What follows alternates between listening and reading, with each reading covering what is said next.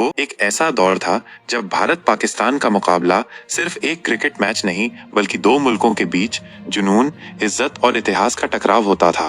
एक ऐसा ही दिन था साल 2012 का। जगह थी बांग्लादेश का मीरपुर स्टेडियम और मुकाबला था एशिया कप का।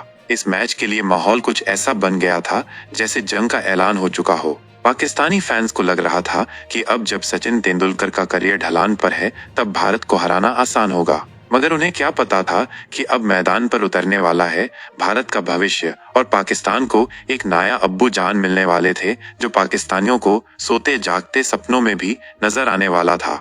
मैच शुरू होता है। पाकिस्तान टॉस जीतकर पहले बैटिंग करता है। नासिर जमशेद और मोहम्मद हफीज ने आते ही भारतीय गेंदबाजों की धज्जियां उड़ानी शुरू कर दी। स्टेडियम में पाकिस्तानी फैंस की तालियों की गूंज सुनाई देने लगी। जमशेद और हफीज ने ऐसी साझेदारी बनाई कि हर भारतीय फैन की सांसें अटक गईं। दोनों ने शतक जमाए और 224 रन तक बिना कोई विकेट गंवाए खेलते रहे। लगा जैसे आज भारत की हार तय है, लेकिन भारतीय टीम वो थी जो हार को भी जीत में बदलने का दम रखती थी। अश्विन ने आखिरकार नासिर को आउट किया, फिर हफीज भी चलते बने, मगर पाकिस्तान ने 50 ओवर में 329 रन ठोक दिए। अब बारी थी भारत की। लक्ष्य बड़ा था, मैदान स्पिनरों के लिए मददगार थी और सामने पाकिस्तान के बेहतरीन गेंदबाज थे। लेकिन भारत के लिए ये सिर्फ एक स्कोर नहीं था, ये इज्जत, इतिहास और भावनाओं का सवाल था। क्योंकि सचिन तेंदुलकर वनडे क्रिकेट को छोड़कर जा रहे थे और उनका ये आखिरी मैच था। भारतीय टीम सचिन तेंदुलकर को जीत के साथ विदा करना चाहती थी, मगर पाकिस्तान उस मैच को जीतकर भारत को जख्म देना चाहता था। पाकिस्तानियों के ख्वाब को तोड़ने के लिए गौतम गंभीर और सचिन तेंदुलकर ओपनिंग के लिए आए, लेकिन पहले ही ओवर में गंभीर आउट हो गए। पूरा पाकिस्तान झूम उठा। उन्हें लगा ये मैच तो गया, लेकिन उन्हें नहीं पता था कि अब मैदान पर आने वाला था पाकिस्तान का नया बाप विराट कोहली। और तीसरे ओवर में कोहली ने बैक टू बैक 2 चौके मारकर पाकिस्तान को ये बता दिया कि मैच अभी खत्म नहीं हुआ है, अभी तो खेल शुरू हुआ है। और उधर सचिन विकेट कीपर के ऊपर से शानदार कट मारकर बता दिया कि बाप अभी मैदान पर खड़ा है।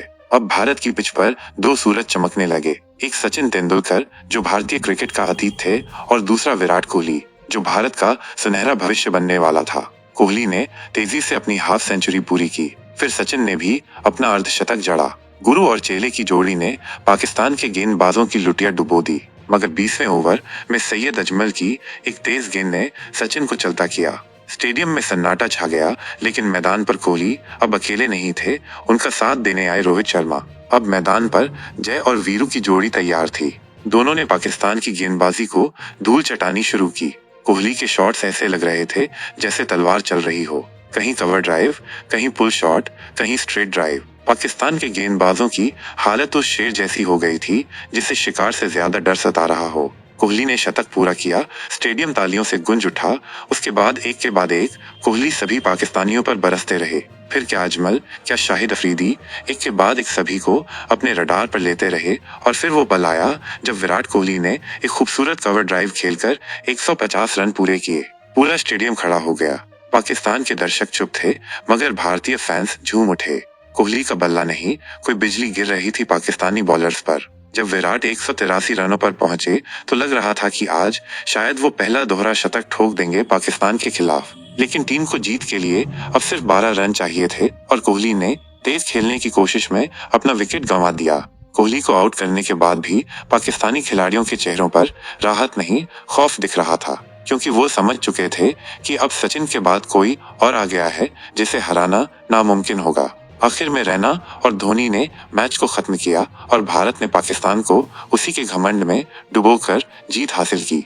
इस मैच में विराट कोहली ने सिर्फ 183 रन नहीं बनाए, उसने पाकिस्तान को ये दिखा दिया कि भारत का क्रिकेट सचिन तेंदुलकर के जाने के बाद भी जिंदा है और अब मैदान पर उनका नया बाप उतर चुका है। विराट कोहली की इस पारी को आप 10 में से कितने नंबर देंगे, नीचे कमेंट जरूर करना। और अगर ये कहानी आपको पसंद आई हो तो इसे शेयर और चैनल को सब्सक्राइब करना।